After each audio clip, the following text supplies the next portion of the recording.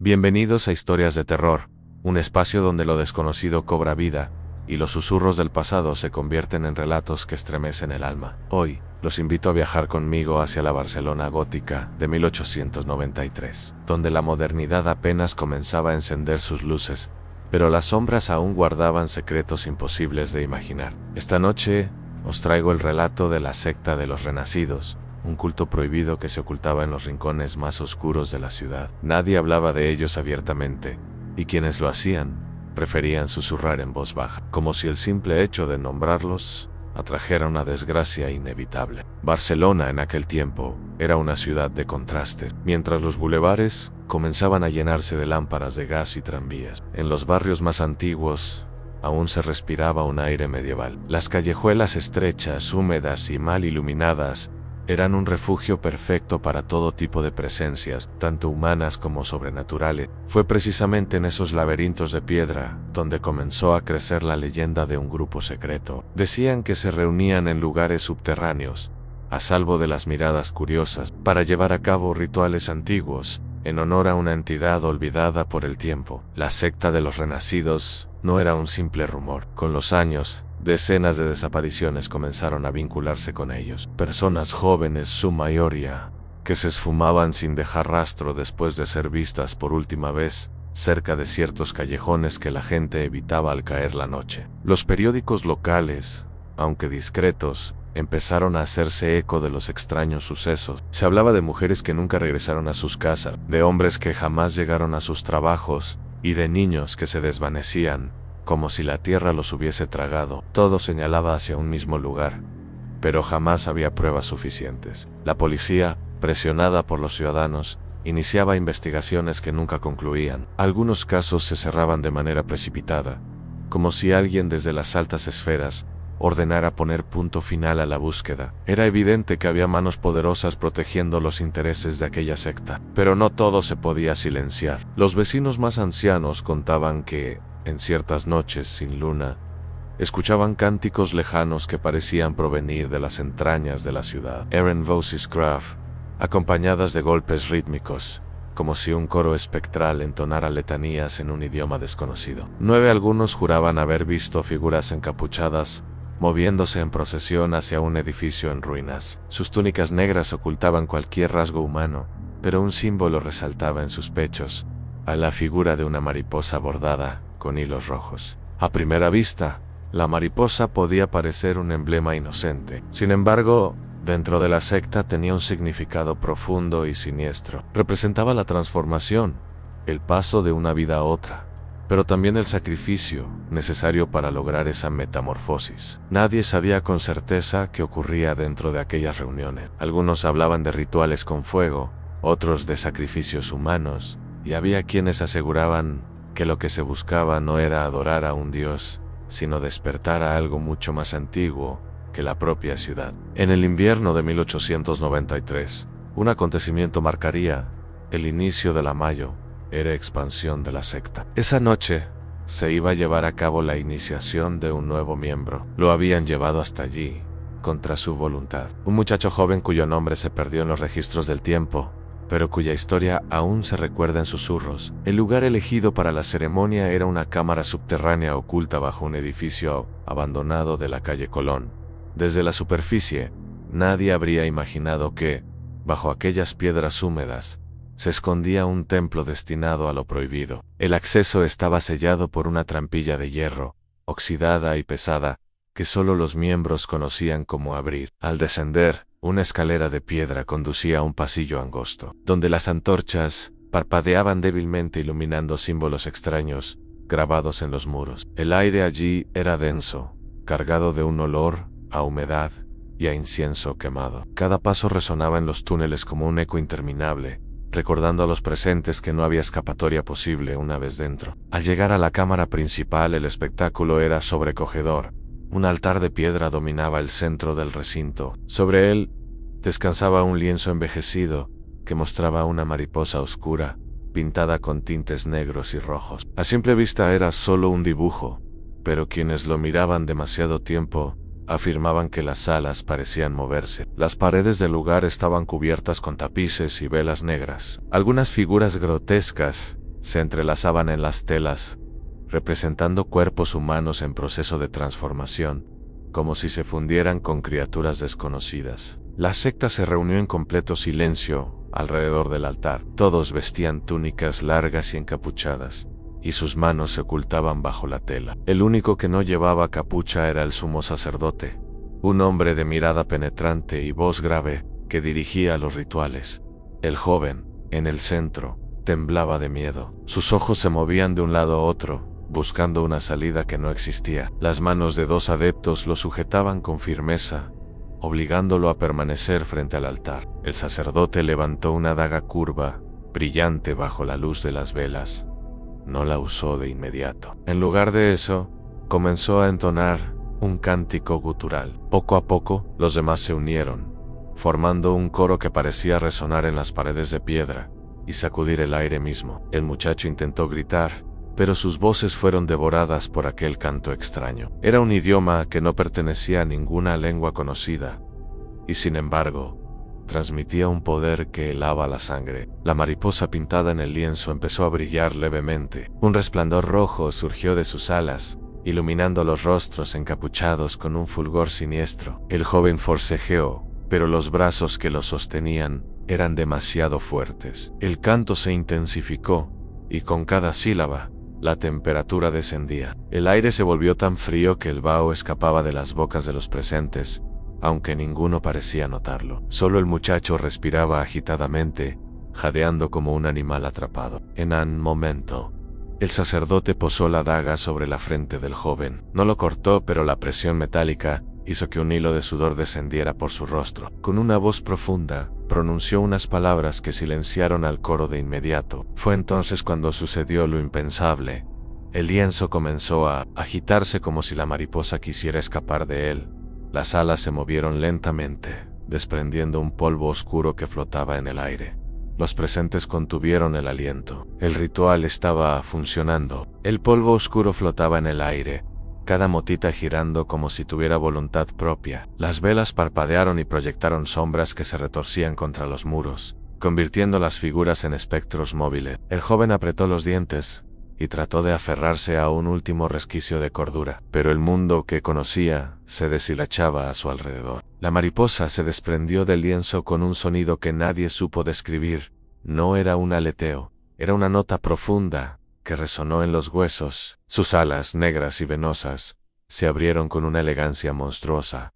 Su tamaño desmentía toda lógica. Cuando descendió, el zumbido que envolvió la cámara parecía arrancar ecos de sitios lejanos y olvidados. Los adeptos se arrodillaron hasta tocar la piedra. La devoción los transformaba en algo ritual casi mecánico. El sacerdote entonó palabras que no pertenecían a ninguna lengua viva, y el joven sintió cómo esas sílabas penetraban hasta una parte que él no sabía que poseía. Convulsionó, arqueando la espalda, mientras las manos que lo sujetaban apretaban como si quisieran evitar que el alma escapara. El polvo negro se adhería a su piel como ceniza, adherida a un fuego muerto. Primero la palidez, luego la textura parecida a la cera. Finalmente, líneas se formaron en su epidermis, como grietas en una vasija antigua.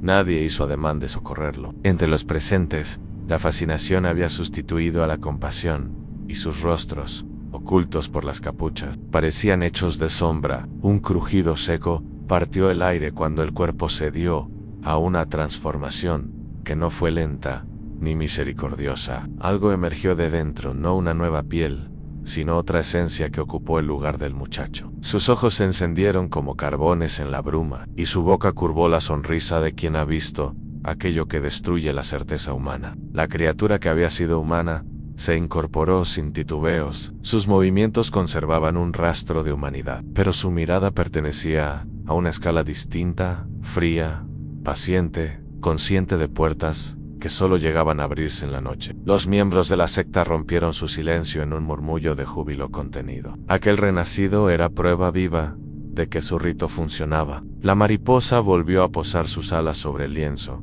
como si la pintura hubiese sido una ventana temporal que se cerraba detrás de su paso. Las velas recuperaron un fulgor normal, y la cámara, a simple vista, regresó a su clásica atmósfera de capilla profana. Pero el aire permanecía cargado, y la sensación de que algo había cambiado para siempre no abandonó a nadie. En la superficie, la ciudad seguía su rutina indiferente. Candelabros, tranvías y cafés disipaban por el día las sombras que bajo tierra bullían con otra vida. No obstante, al caer la noche se escucharon rumores en voces que hablaban de un zumbido que se aproximaba, de un escalofrío que recorría la piel de los que habían paseado por la calle Colón. La comisaría recibió otra denuncia. Un padre describió cómo su hijo se marchó al anochecer y no volvió. Dijo que la última imagen que tenía de él era su figura cruzando por una plaza cercana al edificio en ruinas. La investigación comenzó con diligencia aparente, pero las pistas se desvanecían en huellas que se perdían, vecinos que olvidaban lo que vieron, documentos que desaparecían de los archivos. Cierta noche, un vecino que pasaba frente a la casa sintió algo que no pudo explicar, a la sensación de ser observado por detrás de los muros. Miró las ventanas rotas y creyó ver, por un instante, una sombra alada, desdibujada en el tejado. Aterrado, aceleró el paso y nunca habló de ello en voz alta. El miedo se guardó como una moneda sucia. Los rumores alimentaron la leyenda. Aquellos que habían sobrevivido a un encuentro sigeau o imaginado comenzaron a cambiar su horario, a no salir en noches sin luna, a negar por vergüenza cualquier curiosidad que los hubiera llevado hasta allí. La abstinencia colectiva parecía ser un pacto tácito, mirar menos para no invitar más. Mientras tanto, la secta no se quedó inmóvil. Cada nueva iniciación era celebrada en la intimidad. Cada renacido recibía enseñanzas que mezclaban ortodoxia y locura. Creían que su señor dormía bajo capas de piedra y tiempo, y que solo necesitaban un ejército de cuerpos dispuestos para liberarlo de su letargo. Los ritos dejaron huella en el mundo físico. Pequeñas manchas negras aparecían en muros ajenos a la cámara, como si el polvo de la mariposa encontrara grietas por donde expandirse. Un panadero notó que en la madrugada las galletas salían con una costra fina que brillaba con un reflejo metálico. Un médico afirmó haber visto a su paciente soñar con alas. Teresa, una costurera vecina, comenzó a tener sueños de alas y telas que se desplegaban en su habitación. Despertaba con la sensación de que algo le rozaba el cuello y levantarse. Encontraba un rastro de polvo en su ventana. No se atrevió a contarle a nadie por miedo a que la tomaran por loca, así que atesó su miedo en silencio, permitiendo que la paranoia se condimentara con vergüenza. Un funerario del barrio empezó a notar irregularidades en los cuerpos que llegaban a su casa mortuoria. La piel, en algunos, se volvía quebradiza, como si hubiesen sido cubiertos por una película de porcelana. En un par de casos, encontró en la ropa del difunto hilos negros que no pertenecían a ningún tejido conocido. Guardó esos recuerdos en su memoria como piezas de un rompecabezas que no sabía armar. Un joven periodista llamado Martín oyó hablar de los sucesos por una vecina y sintió el impulso profesional y humano de investigar. No era un reportero experimentado, sino alguien que aún creía que las palabras podían hacer justicia. Compró una libreta y empezó a preguntar. Lo que recogió fueron miradas que se cerraban, manos que silenciaban, puertas que se negaban a abrir. Martín se entrevistó con la madre del muchacho desaparecido. Ella habló de retazos contradictorios, una llamada en la que su hijo sonaba alterado, una postal anónima con tinta negra, un sueño recurrente en el que lo veía junto a una figura de alas. La madre lloró y negó haber salido de su casa. Sin embargo, cuando Martín se fue, ella lo miró con la sospecha de quien intuye que la verdad podría ser letal. Armado con pocas certezas, Martín se acercó al edificio de la calle Colón una madrugada. La fachada crujía con el viento y el hedor a piedra húmeda le golpeó el rostro. Desde la calle, algo en la oscuridad pareció moverse, una capucha, un contorno alado. Martín sintió un escalofrío y por instinto se escondió tras un pilar hasta que la figura se perdió. La investigación de Martín no pasó desapercibida. Pronto recibió advertencias veladas en un mensajero que dejó una nota con tinta corrida. Un vecino que le habló sobre no buscar lo que no te corresponde. La advertencia llegó también en forma de pequeños sabotajes a su trabajo. Alguien rompió su cámara y rasgó las hojas de su libreta. Le dijeron con gestos, más que con palabras, que había límites que no debía cruzar. Aún así, persistió. Encontró, bajo una piedra cercana al edificio, un fragmento de tela negra con un hilo rojo que formaba la curva de una mariposa. Lo guardó en su bolsillo como una prueba tangible de aquello que la ciudad intentaba ocultar. Esa noche, al lavar sus manos, notó que una partícula minúscula quedó incrustada bajo la uña. Al mirarla a la luz, pareció brillar con una intensidad propia. Las noches empezaron a perseguir a Martín en su sueño. Soñaba con alas que se desplegaban en habitaciones que él creía conocer, y con voces que murmuraban su nombre en un susurro frío. Despertaba con el pulso acelerado y la certeza de que algo, en la periferia de su vida, había empezado a atender sus movimientos. En una iglesia del barrio, don Andrés, el párroco, comenzó a recibir confesiones atípicas a vecinos que relataban haber sentido la presencia de alguien detrás de las paredes. Costureras que hallaban polvo oscuro en sus telas. Madres que soñaban con sus hijos transformados. Don Andrés ató esos relatos a una inquietud mayor y empezó a buscar en libros viejos signos de lo que escuchaba. Martín acudió al párroco en busca de orientación, y entre ambos trazaron un mapa de coincidencias. No era una simple serie de desapariciones. Había un patrón. Los relatos apuntaban a un ciclo de noches sin luna y a puntos geográficos que delineaban un círculo irregular por la ciudad. Don Andrés pronunció una palabra con la gravedad de quien teme lo que dice en contagio. Esa idea, que lo ocurrido podía propagarse más allá de ritos aislados, llenó a Martín de una mezcla de pavor y determinación. Si la transformación era algo que podía saltar, no bastaría con exponer a la secta en un artículo. Había que detener el avance de aquello que se estaba filtrando en los cuerpos y en la memoria de la ciudad. Cerrando la segunda parte de la noche, Martín se quedó solo frente al edificio, tanteando en la penumbra, con la certeza de que la historia que sostenía entre manos ya no era solo suya. La cámara subterránea no era el único centro, había grietas en la ciudad, y por ellas algo empezaba a entrar. Supo, con dolor frío, que lo que venía exigiría más que valentía, exigía entender a qué precio estaba dispuesta la gente a renacer. Una noche sin estrellas cubrió la ciudad como un velo de luto. El aire estaba tan pesado que costaba respirar, y un silencio extraño se apoderó de las calles. Nadie podía saberlo, pero bajo tierra, la secta se preparaba para un ritual distinto, uno que no buscaba la transformación de un solo iniciado, sino abrir una puerta mucho más peligrosa. El sacerdote había reunido a todos los adeptos en la cámara más profunda. El lienzo de la mariposa había sido reemplazado por un mural de símbolos trazados con sangre fresca, y en el centro del suelo habían dibujado un círculo con inscripciones que parecían retorcerse bajo la luz de las velas. El ambiente olía a hierro y a ceniza. En medio de aquel círculo yacían 3 cuerpos inmóviles. No eran iniciados, sino víctimas secuestradas en un niño,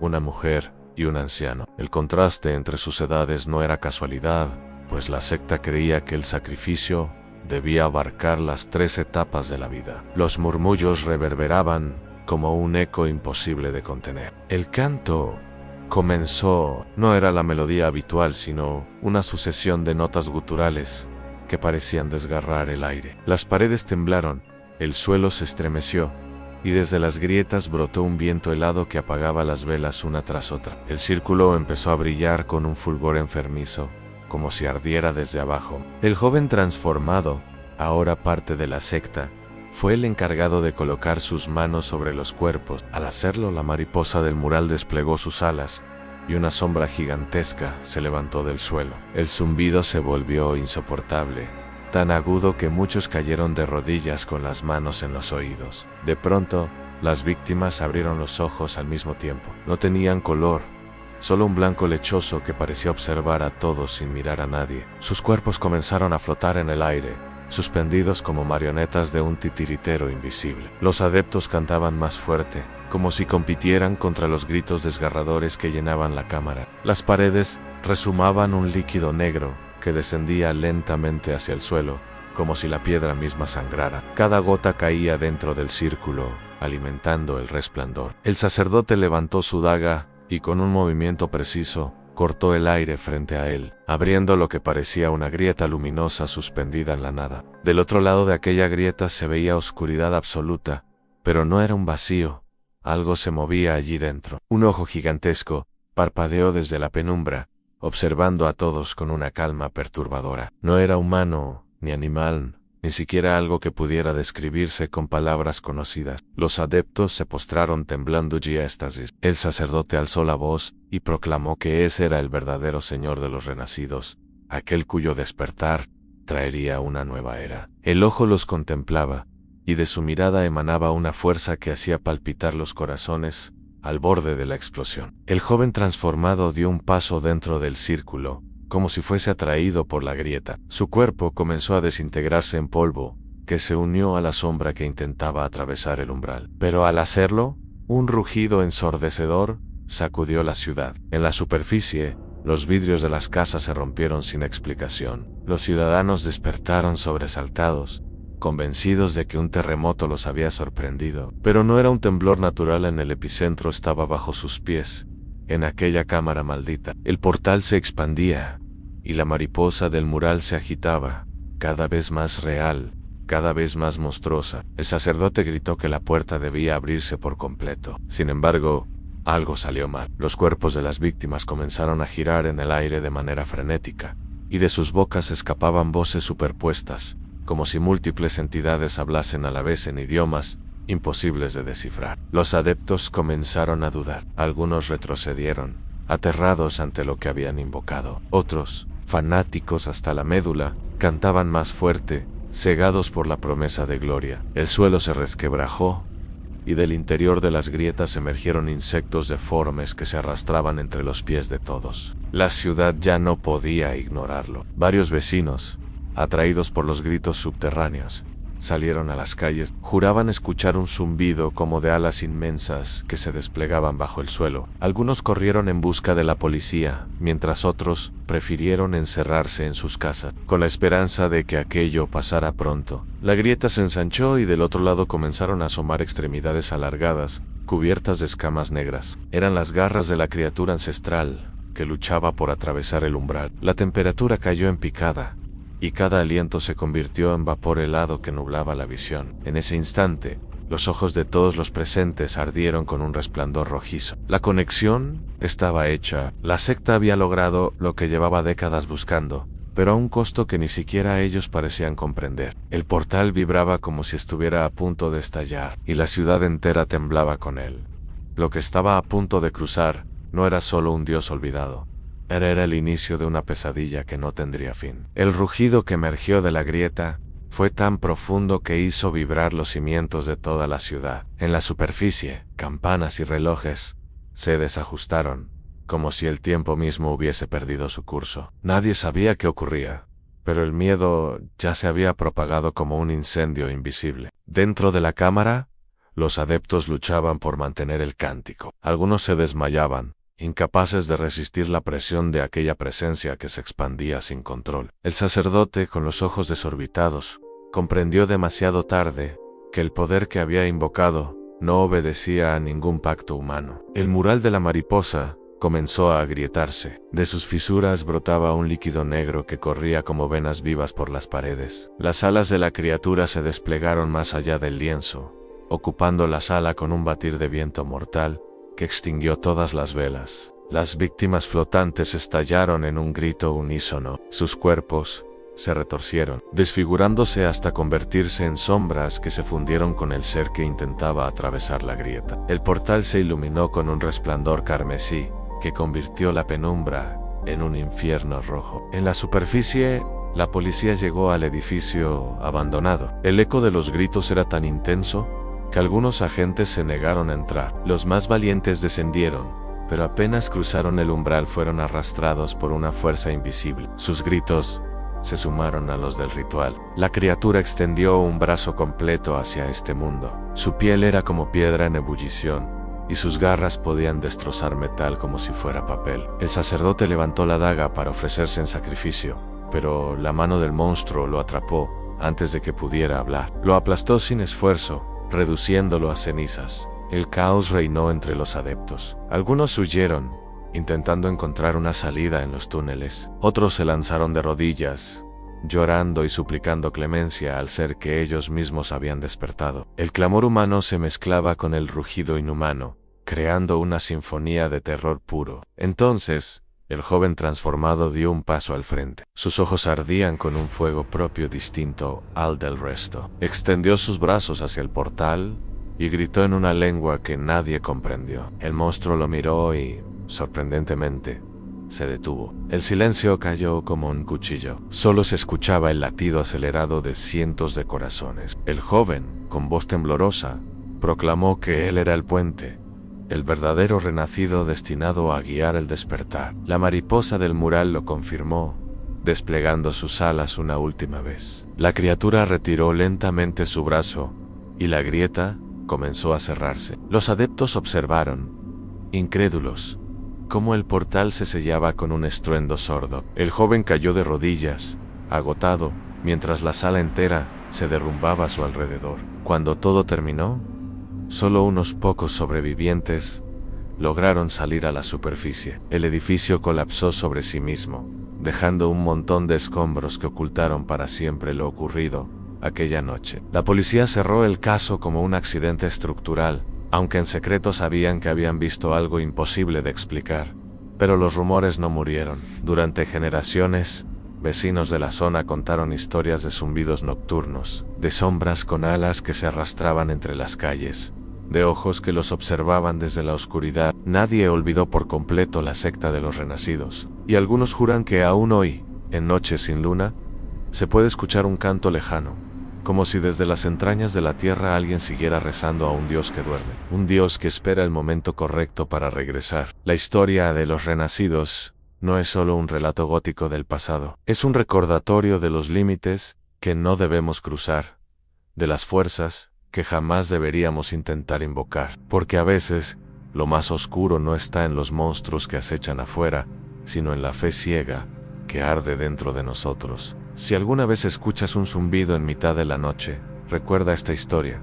Podría ser solo una mariposa perdida, o la señal de que alguien intenta abrir nuevamente la puerta. Gracias por acompañarnos en este relato. Si te ha gustado y quieres seguir escuchando historias de terror tan inquietantes como esta, no olvides suscribirte al canal, darle like y activar la campanita. De esa forma siempre tendrás una nueva pesadilla esperándote, lista para erizarte la piel. Y recuerda, a las sombras nunca descansan. Solo es